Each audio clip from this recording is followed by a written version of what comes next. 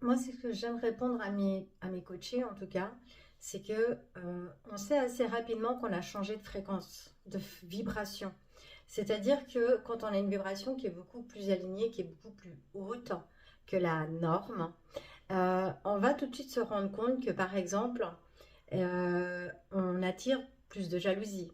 Notre entourage aussi, souvent, change. C'est-à-dire que on va peut-être plus être autant d'accord qu'à l'époque, parce que déjà, tout simplement, on arrive à fixer nos propres limites. C'est-à-dire que, ben voilà, il y a des choses qu'on ne tolère plus quand on change de vibration et qu'on se fait passer en, en premier, qu'on s'écoute en fait activement.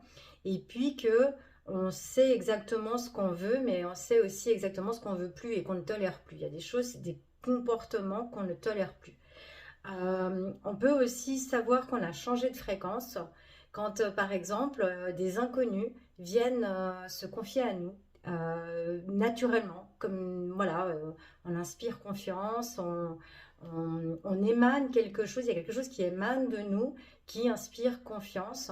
Et souvent, moi je sais que ça m'arrive souvent où je peux être en train de faire mes courses et puis que quelqu'un vienne m'aborder et puis d'un coup il commence à me livrer un peu sa vie, ses soucis, alors qu'on ne se connaît pas du tout et que peut-être on ne se reverra même plus jamais. Donc c'est des choses qui font que ça peut nous mettre cette puce à l'oreille de dire ok, j'ai changé de fréquence et je suis beaucoup plus alignée avec qui je suis, avec ma propre vérité. Ça peut, comme je disais tout à l'heure, aussi attirer certaines jalousies. Ce qui est important de savoir, et surtout quand on change de fréquence, c'est que souvent, notre plus grand ennemi, c'est nous, c'est notre version passée. Parce qu'elle a tendance de temps en temps à revenir frapper à la porte et dire coucou, pourquoi tu m'as laissé au placard? J'ai encore envie d'exister. Et en fait, notre plus grand ennemi, bah, c'est un peu nos démons du passé. C'est de retomber un petit peu dans notre ancienne version de nous-mêmes. Et ça, justement, bah, c'est aussi des clés que moi, je propose dans mes formations, dans mes coachings, dans mes accompagnements, de justement ne pas retomber dans les carcans du passé et au contraire rester cette meilleure version qu'on est devenu et celle qu'on aimerait encore devenir parce qu'on est bien sûr appelé à évoluer dans cette vie, à apprendre, à avancer et forcément à toujours atteindre une meilleure version de nous-mêmes, étant donné que celle que j'étais hier n'est plus la même de celle que je suis aujourd'hui parce que justement aujourd'hui j'ai un autre savoir, une autre connaissance, une autre vision de la vie que celle que j'avais hier parce que justement la vie me pousse à me nourrir de ces enseignements et de faire ce fameux tri de pardon, ce que je voulais et je tolérais encore à l'époque et ce que aujourd'hui je ne peux plus tolérer, accepter dans ma vie. Donc ça c'est vraiment des signes très évidents de dire ok j'ai passé un nouveau step et puis ça me permet justement de vouloir me dépasser encore, me surpasser même en posant toujours de nouveaux objectifs. Mais bien sûr, je pense que l'important, c'est surtout de poser des objectifs qui sont réalisables. C'est ce que je dis tout le temps à mes coachés. Il faut arrêter de viser l'Everest si tu t'es pas entraîné au préalable, parce que c'est quasiment physiquement impossible. Par contre, ce qui est intéressant, c'est de se dire, OK, à l'instant T, qu'est-ce que j'aimerais voir réaliser dans ma vie demain? Qu'est-ce que aujourd'hui je peux déjà mettre en place pour pouvoir l'amener dans la matière pour que ça se réalise demain? Et ça, ce qui est intéressant quand on fait ces exercices-là, c'est vraiment de venir se connecter à cette meilleure version de nous future. C'est vraiment du quantique, hein, mais c'est ma spécialité. Et c'est vraiment de venir se connecter dans le cœur, dans cet espace cœur, à cette version qui a déjà réussi, qui a déjà atteint cet objectif et de venir en fait tout simplement se laisser submerger par l'émotion que dégage cette version de nous-mêmes dans le futur et de venir en fait vraiment la ressentir dans tout son être, c'est-à-dire tant dans la pensée forcément, mais aussi dans la matière. La matière c'est le corps et justement venir ressentir ce que ça fait que de vibrer comme cette version de nous future et de juste prendre le temps de voir, ok, est-ce que c'est fluide? Est-ce que tous les feux sont au vert? Est-ce que justement je peux aujourd'hui déjà mettre des choses en place pour atteindre cette version? Ou est-ce que j'ai encore ce que j'appelle des peurs cachées? Ou aussi souvent on a ce qu'on peut appeler un bien-être caché à rester justement dans notre moi d'aujourd'hui.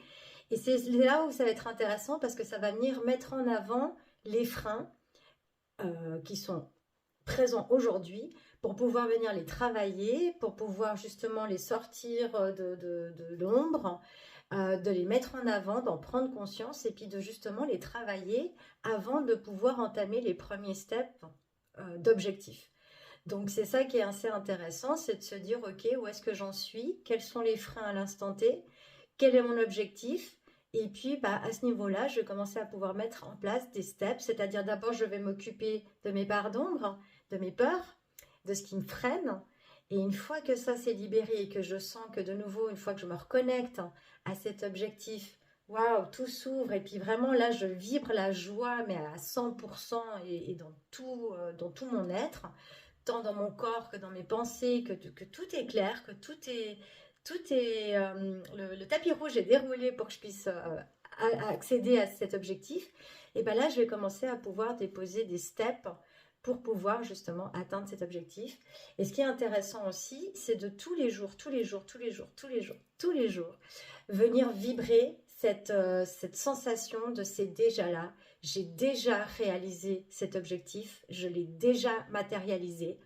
Parce que justement, la pensée, c'est ce qui va faire que ça va se réaliser, se matérialiser dans la matière. Et donc, plus on va penser à ce qu'on aime, à ce qu'on veut réussir à atteindre dans notre vie, plus bah, forcément c'est ce qu'on va vibrer. Et donc, l'univers, ou appelez ça comme vous voulez, Dieu, enfin ça c'est encore un autre débat, mais ce qui parle pour vous va entendre, ok, la personne est prête parce qu'elle le vibre déjà dans toutes ses cellules, vraiment, on peut le voir sur elle, que pour elle c'est ok, elle est vraiment prête à recevoir ce qu'elle demande. Il n'y a pas de peur cachée derrière.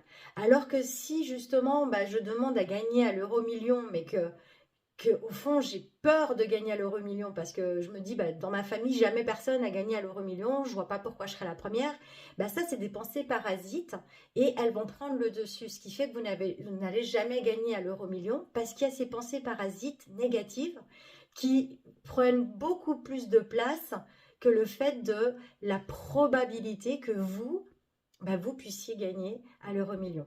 Donc c'est vraiment venir entraîner le muscle du cerveau, de dire ok, je focalise mes pensées sur mon objectif et non pas sur les freins. Donc ça, c'est vraiment une clé qui est très puissante, mais ça demande de l'entraînement. C'est comme quelqu'un qui veut avoir un corps de rêve. Ben, c'est pas en une fois qu'il va à la salle qu'il va obtenir ce corps de rêve, c'est de l'entraînement. Et puis, comme pour tout, il faut que ça devienne une habitude, comme respirer, comme se lever le matin, comme cligner des yeux. Voilà, c'est quelque chose à laquelle qui doit venir naturel. Ça doit devenir vraiment, ça doit faire partie de vous. C'est comme ça.